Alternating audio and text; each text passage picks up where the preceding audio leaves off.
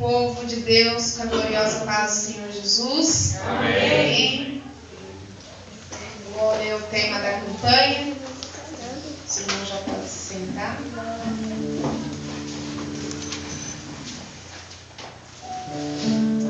Aleluia.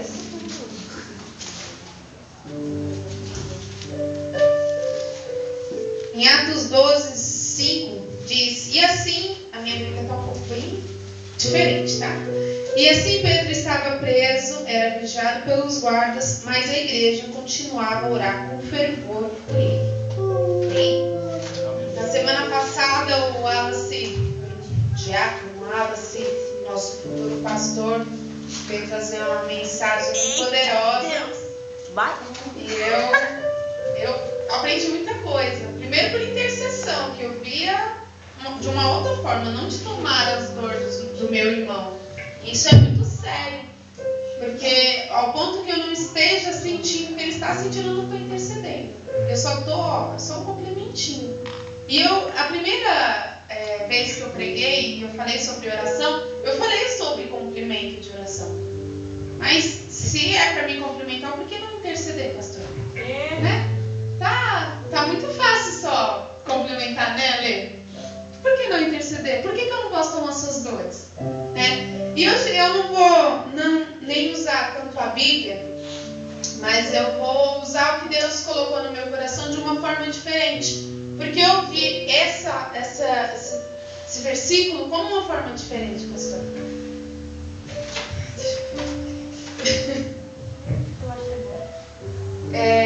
O Wallace também tinha citado o quanto é temida a oração. A Rainha Elizabeth dizia que ela não teme um grupo de guardas, mas ela teme uma igreja que ora. Então tudo teme por uma oração. As portas da cadeia de Pedro se abriram por causa de oração. Aleluia, Jesus. Muitos milagres aconteceram por causa de oração. Então tem que temer oração. Oração forte tem que ser tremida. E oração de igreja tem que ser... Eu não quero nem mexer nisso. Porque até a Rainha Elizabeth, né? Temeu, então ela sabe o quão poder tem a oração. E eu pensei, a prisão de Pedro foi porque ele não cumpria as normas daquela época. Ele falava sobre Jesus e a regra naquele tempo era que não falasse. Não pregasse sobre Jesus. Não pregasse o amor de Jesus, não andasse com Jesus, porque senão seria todo mundo preso. Era uma norma de lá. Então não há prisão se a gente não cumpre aquilo que a norma diz, né? Se ele está preso é porque ele desobedeceu a norma dos homens. E quantas vezes as pessoas, cada um de nós vive uma prisão e a gente nem se dá conta? Quantas vezes a gente vive na prisão da mentira, por exemplo? Porque uma vez que a gente entra na mentira, a gente não consegue sair dela e vira uma prisão.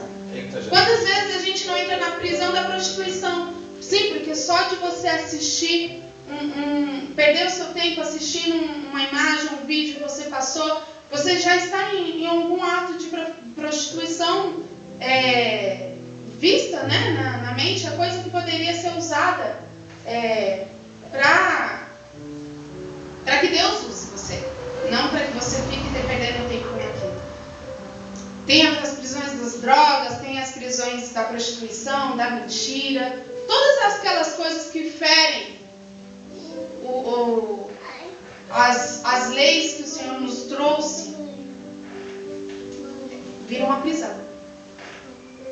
Se a gente serve a outro Deus, um amuleto, uma toalha, porque não é só o santo não, gente. É uma forma de... se ninguém estiver aqui com camiseta vermelha, Deus não vai dar graça. Ninguém vai receber nada. Então é uma forma da gente adorar uma cultura. A gente está adorando uma cultura. E não tem como jorrar água doce e água amarga da mesma fonte. Ou serve a um Deus, ou vai entristecer Deus. Ele quer que sirva Ele. Então a gente vê muitas prisões no interior. E a pastora tinha falado do exemplo da notícia da Bianca Toledo essa semana. Não sei se todo mundo teve a oportunidade de ver a notícia. Vocês conseguiram? Vocês estão por dentro? Mais ou menos, né? A Bianca Toledo, ela passou por uma série de cirurgias, assim, quando ela estava grávida. Vamos falar bem resumidamente, ela foi para a UTI e os médicos diziam que ela ia morrer, que ela ia ficar em coma eterno, que ela passaria muito sofrimento dentro da UTI. E ela ficou igual uma caveira, estando grávida, e ela chegou a ter esse filho de um outro casamento onde ela sofria muito. E quando ela teve esse filho, ela conheceu o pastor Felipe. Era um pastor que eu gostava muito das pregações dele. Eles faziam blogs de casais e ela cantava lindamente, ela falava com tanto amor do casamento dela. E eu nem sabia dessa notícia, a minha colega tinha falado, você ficou sabendo da Bianca Toledo? Eu falei, não, já escutei o testemunho dela. Ela falou, não, é recentemente. E aí eu me assustei. Falei, Senhor, mas o Senhor já tinha nos preparado. O Senhor já nos avisou que haveria falsos profetas. E o que aconteceu? O pastor Felipe, ele tentou se matar essa semana mesmo. E aí eles internaram ele. Antes, a Bianca Toledo, ela fez uma oração pedindo para que Deus mostrasse o oculto dentro da igreja. E ele começou pela própria casa dela. Eu acho que ela sofreu tanto, pastor. Se você vê o testemunho dela, você até pensa, nossa, essa mulher é forte mesmo. Para aguentar de novo um baque dessa forma, ela tem que ser grandemente usada por Deus, porque só por Deus é para ter uma força dessa. E o marido dela foi internado numa clínica psiquiátrica e ela descobriu, não sei se ele chegou a falar ou se foi um médico que ajudou ele a falar, ele estava se envolvendo com homossexualismo e pedofilia. E aí eu não sei dizer se era com o próprio filho da Bianca Toledo ou se era com outras crianças. Mas, tirando essa parte do falso profeta, que a gente sabe que isso vai acontecer, e a gente não pode se assustar, como diz na Bíblia, estejam preparados para isso. Esse pastor Felipe, ele estava vivendo uma prisão. A prisão do homossexualismo, a prisão da pedofilia. E não sei se ele tentou sair, ou se ele orou muito para sair, mas ele chegou a ponto de se matar. Queria se matar. Chegou a ponto de querer se matar. Isso mesmo. Então, às vezes, faltou ele falar, Senhor, eu estou vivendo esse momento, mas eu não quero mais. Abrir a boca e falar assim, uma oração de falar, Senhor, eu reconheço as minhas falhas e eu preciso da sua ajuda para sair dessa prisão. Então, é só uma notícia onde houve prisão também. E muitas pessoas vivem esse tipo de prisão na vida, né? Então, as pessoas acabam não admitindo essa prisão porque criam seu próprio evangelismo. O evangelismo hoje para as pessoas estão sendo comprado. Se eu tenho uma toalha, eu estou no evangelismo. Se eu tenho um pote, eu estou no evangelismo. Se eu tenho um sabonete, eu tenho um evangelismo. As pessoas vivem essa cultura. Sabe por que eu digo isso? Muitas das igrejas que eu vejo aí fora, eu estava conversando isso com a minha amiga, falei, como pode as pessoas ser tão tapadamente, sabe? A visão de não querer enxergar que Deus é muito além disso. E elas estão presas a isso. Elas estão dentro da casa do Senhor e estão presas. Entendeu? E elas não conseguem admitir, elas não conseguem enxergar além. Principalmente porque não tem sabedoria, não tem entendimento, não buscam a palavra. Elas preferem ouvir do pastor que está mais fácil. A Lília pregou, eu falei, em vez de eu dar uma olhada realmente se é isso mesmo, eu falei, não, eu vou acreditar no que ela falou, ponto final. Vai ser o Espírito Santo mesmo. Vai na base do ponto final, a pastora falou, está falada. Ela ora mais que eu, então ela tem que interceder mais por mim. Então deixa ela falar, né? E um exemplo de criação de evangelho. Hoje a gente vê as músicas seculares dentro da igreja, a gente vê cultura, muitas coisas, sabe, pastora, que não deveria estar na casa de Deus. Coisas que impedem os nossos olhos de enxergar a verdadeira graça do Senhor. E a gente prefere falar assim, não, mas assim, dessa forma, eu vou alcançar o Senhor. Tá bom desse jeito para mim, porque tá agradável para mim. Que no dia que não for agradável, o evangelismo não tá bom para mim. O evangelho para mim não tá da forma que eu quero, então eu vou pular para outra igreja e vou fazer o meu evangelho. Eu vou citar um exemplo da minha vida, que eu passei por uma situação dessa. Eu passei a montar o meu evangelho. Eu estou numa igreja conhecida, numa igreja muito volumosa, tem, vários eventos. Então, a mesma boca que falava glória a Deus era a mesma boca que falava palavrões, que falava gírias, que não temia. Mas como que pode jorrar água doce e água amarga na mesma fonte? Como que pode? Não dá. Porque a mesma mão que a pessoa toca, levanta para os céus e fala, Senhor, eis-me aqui, é a mesma mão que vai dar um cheque sem fundo, vai dar um dinheiro fácil, que nem a pastora diz aqui, que a caixa deu um troco errado. Você falou, glória a Deus. Não, vai ser do bolso dela. Então, até que ponto somos honestos a reconhecer? Isso é reconhecimento mesmo das nossas falhas, do que estamos fazendo, né? Então, para que isso não aconteça, irmãos, a nossa motivação ela não tem que estar no homem. Se o Nathan não for hoje para a igreja, eu não quero ir, porque não faz sentido. Se as pessoas não forem para a igreja e não verem minha roupa nova, também não faz sentido, porque eu vou lá só para isso. Pastor, se a gente não trocar de igreja, eu não vou mais. Não quero mais estar aqui, então minha motivação agora é o tempo novo. Não. Sua motivação tem que ser Jesus Cristo. Tem que ser Jesus Cristo, foi Ele que te deu a salvação. E não adianta falar, Paloma, mas eu estou orando por cura, por milagre, por restauração, por um casamento. Sem Jesus Cristo você não vai a lugar nenhum. Então primeiro busque a Jesus Cristo. Busque o Espírito Santo. Busque a paz do Senhor. Por isso que dai paz. Dai a paz para receber a paz.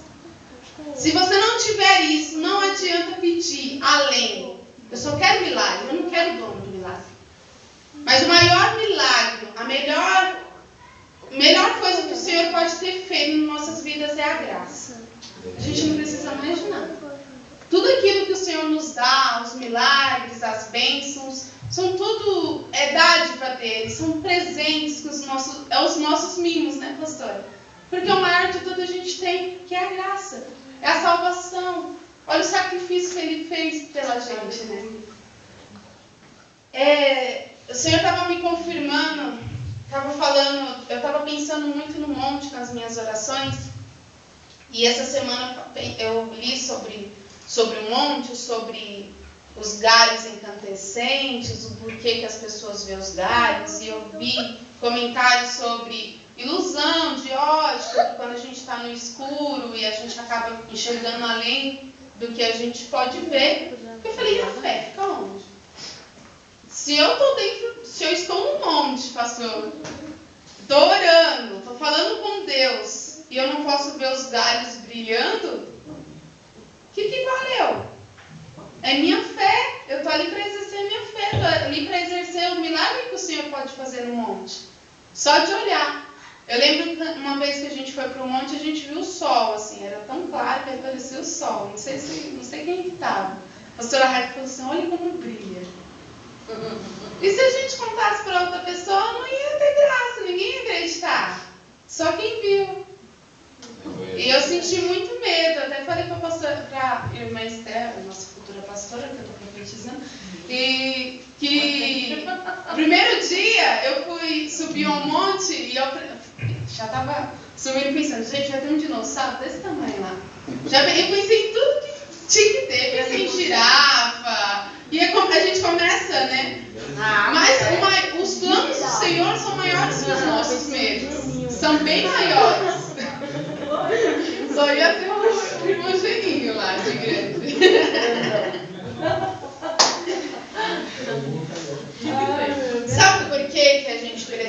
precisa orar com fé? Porque diz que a fé, ela sem obras, ela é morta, né? Então ela não faz sentido nenhum.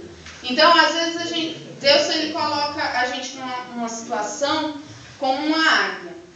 A águia, ela, quando ela tem os seus filhotes, ela coloca no topo mais alto. Eita, Jeová, É bem altinho. Pra ninguém pegar. Aqui, aquele ninho, protege, esquenta, deixa bonitinho. Aí quando ele vê que tá na hora, ele só vai assim, fecha. Vamos ver até se dá.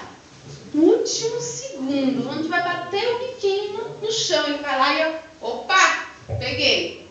Aí ele não satisfeito, ele coloca no ninho de novo e faz assim. Meu Deus. Não aprendeu ainda, vai lá. Na hora, pegou de novo, e ele vai fazendo isso até aprender a voar. Então, não é da nossa forma, tia. Não é simples uma mágica, eu falar assim, eu vou acordar aprendendo a voar. Não, o Senhor vai ter que te mandar. Porque senão você não vai dar o valor àquilo que Ele vai te dar. Eu estou com um propósito muito grande. Não sei se a gente pode contar o nosso propósito, pastor, mas glória a Deus. É compartilhável, assim, se meus irmãos puderem orar por mim e pelo meu propósito. Eu quero muito que o meu marido, ele experimente o gosto da laranja, porque eu aprendi assim, né? Eita, é como se fosse aquela laranja Bahia. Se você conta, ninguém acredita. Você vai experimentando, você vai tendo aquele gostinho. E se você conta pra alguém, ninguém acredita. Aí você dá a laranja pra ele, ele vai experimentando. Então, eu não quero simplesmente que meu marido acorde e fale assim, eu sou do Senhor, eu sou salvo, e eu amo Cristo, eu vou trabalhar pra Ele. Não, vai perder uma experiência. Senhor, só prepara uma experiência. Porque se ele sentir aquilo que eu sinto, ou muito mais além, pra mim já basta. Em nome de Jesus. Porque se não tiver isso, pastor, o que a gente está fazendo na presença do Senhor, sem experiência, sem sentir aquele gostinho, de chegar aqui e sentir a presença dele, ir embora cheia. E quando ele diz para nos esvaziar de nós, é porque quando a gente vai se entregando a Deus e a gente vai se esvaziando, a gente vai dando espaço para que Ele preencha o nosso ser. E a gente fica cheio e experimenta, que nem como se a gente estivesse com fome, por exemplo. A gente experimenta aquela laranja, a laranja é tão boa, a laranja Bahia é tão boa, que se você come uma daquelas, você já fica cheio, né? Já tem o que comer e o que beber na mesma laranja. E é assim com o Espírito Santo, se você está com fome, se você experimentar de verdade, você fica saciado. Só querendo mais. É verdade. Eu não quero me estender, eu falei já sobre oração aqui, e oração é uma coisa que, se não for praticada, ela não tem sentido nenhum. Se você orar uma vez por semana, na segunda semana você vai falar, mas semana passada eu já orei por aquilo. Então ela tem que ser todo dia, porque as nossas orações também são aperfeiçoadas por Deus. Ele nos mostra aquilo que a gente precisa orar. Então, no primeiro dia, na minha mente, eu estou indo pela tia Cida, eu estou orando pela minha tia Cida. Porque ela está com algum problema, então eu estou orando por ela. Aí, no meio da minha oração, Jesus vai mostrar a Júlia. Eu só quero que você ore só pela vida dela, só pela vida escolar dela, pelas notas dela. E Ele vai mostrando, e Ele vai aperfeiçoando nas nossas orações. E ore pelos seus irmãos. E eu senti um desejo no meu coração de orar por alguém que a gente não conhece. Sabe por quê? Porque quando Pedro estava preso, as pessoas que oravam por ele, eu acredito que não conheciam o íntimo dele, pastor. Elas oravam porque sabiam que Pedro falava de Jesus, que pregava, que tinha amor por ele, como eu amo meu pastor, como eu amo minha pastora. Mas eu não conheço o íntimo da pastora Lídia. Eu não conheço o íntimo do pastor Francisco. Eu não sei o que se passa na mente dele. E aquela igreja, diz a Bíblia que a igreja orava sem cessar. Era dia, noite, noite e dia. Era 5 dias que ele ficou preso, né? E a igreja orava com muita força. Mesmo sem conhecer Pedro, o íntimo de Pedro. Agora, vamos fazer uma coisa. Vamos fechar os nossos olhos por um instante. Se esvazie de você neste momento. Esqueça todos os seus problemas. Depois que você pensa nele, você entrega ele num monte e fala assim, olha, ajusta dessa forma, se o senhor puder. Mas esquece tudo que está lá fora, esquece tudo o seu trabalho, sua faculdade, esquece tudo por um momento. Agora pense nos milhões de pessoas que têm sido perseguidas nesse exato momento. Quantos irmãos que compartilham da mesma fé, mas não compartilham da mesma verdade? Eu não só estou falando onde o Estado Islâmico atua, não. Eu vi que tem 10 milhões, cerca de 10 milhões, 100 milhões de cristãos perseguidos em todo o mundo, sendo degolado, crucificado e apedrejado. Muito mais além disso, porque eles têm o desejo de não só matar, mas de fazer sofrer. Então, quantas das vezes a gente tem orado por essas pessoas que são perseguidas por amor a Cristo? A gente não tem o temor que eles têm. Isso eu te garanto. Que se a gente fosse perseguido, a gente ia ter o temor que eles têm. Que a gente não sente esse negócio de alguém vai vir atrás da gente. É muito fácil, pastor, levantar a mão para o céu e falar assim, como o Senhor é lindo. E não ser perseguido. Não saber que tem alguém atrás de você querendo te matar, arrancar sua Bíblia, e você não fala, Senhor, eu te amo com todo o meu coração. E as pessoas não podem falar isso.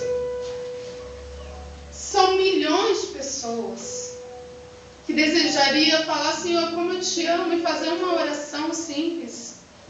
E você sabe que antes eu tinha perguntado, mas por que o monte? O monte, ele não vai favorecer a sua oração, meu irmão. Ele não vai deixar a sua oração mais forte. Porque Deus também nos ensinou a orar em secreto com o Pai no nosso quarto. Tem vários pontos na Bíblia onde Jesus orou. Mas a gente, seguindo o exemplo de Jesus, ele queria ir para o monte, estar sozinho com o Pai.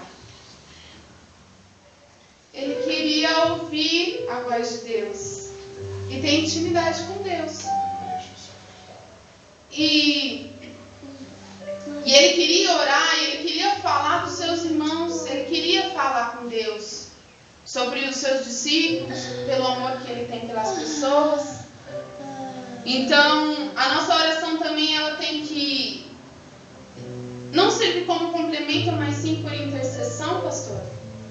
E a nossa oração por essas pessoas que estão sendo perseguidas, ela tem que ser por misericórdia, pastor. Uma vez eu ouvi que Jesus só voltaria quando todos aqueles que habitam na face da terra ouvissem o nome de Jesus. Isso não está na Bíblia. Eu nunca vi isso. Você já ouviu? De pregar em todo mundo. Mas não está dizendo que Jesus voltaria naquele exato momento. É uma ordem imperativa, né? Uma ordem imperativa. O Senhor sabe quando ele vai voltar. Não tem uma ordem, não tem uma data. Todo mundo já teve uma data. 2014, 2016, Está escrito que enquanto não for pregado o evangelho a toda criatura, não será o fim. não será o fim. Então, a gente já sabe que isso ia acontecer. Essas perseguições, essas guerras. Então, orar por misericórdia. Senhor, que o Senhor possa voltar logo. Porque só voltando logo, Leidinha, essas pessoas vão parar de sofrer. Essas pessoas não vão mais ter esse sofrimento. Eu vi que os 10 países que mais sofrem perseguição é a Coreia, o Iraque, a Eritreia, Afeganistão, Síria, Paquistão, Sudão, Irã e Líbia. E se chegar aqui no Brasil? Misericórdia, Deus. É só isso que dá para pedir, Pati. Senhor, tenha só isso não. Porque a misericórdia do Pai é muito maior do que o nosso desejo. Então, misericórdia, Deus. Que o Senhor possa voltar logo e colher os seus pequenininhos para que eles não sofram mais. Porque é muito difícil a gente interceder por aquele irmão que a gente não conhece. Por aquele irmão que está sofrendo muito, sendo perseguido. É muito difícil. Mas o Senhor, através das nossas orações, nos dá força. E nos dá compreensão que a gente precisa ser feito isso. Nos constrange. Você precisa fazer isso. Seu irmão precisa da sua oração. Aleluia. O anjo chamou Pedro porque a igreja chamou o anjo.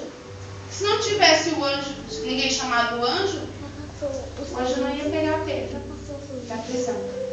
E foi a igreja, a oração da igreja que chamou o anjo, que libertou. E o Wallace tinha falado na Bíblia que ele foi calmo, ele foi tranquilo, ele não saiu correndo. Ele até bateu na porta e as pessoas estranharam, o médico voltou para trás, contou e estava lá fora esperando. Bateu de novo na porta, o pessoal abriu a porta, se assustou com Pedro. Ele não estava com pressa, porque ele sabia da provisão do Senhor. Aleluia.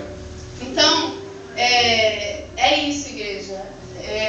O que o Senhor colocou no meu coração, da forma que estamos clamando, possamos clamar também para aqueles que a gente não conhece.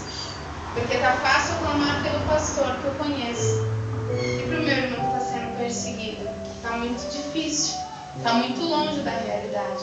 A gente acha que é só ali no país que o Estado Islâmico está dominando, mas é no mundo inteiro. E a gente tem um privilégio. Amém?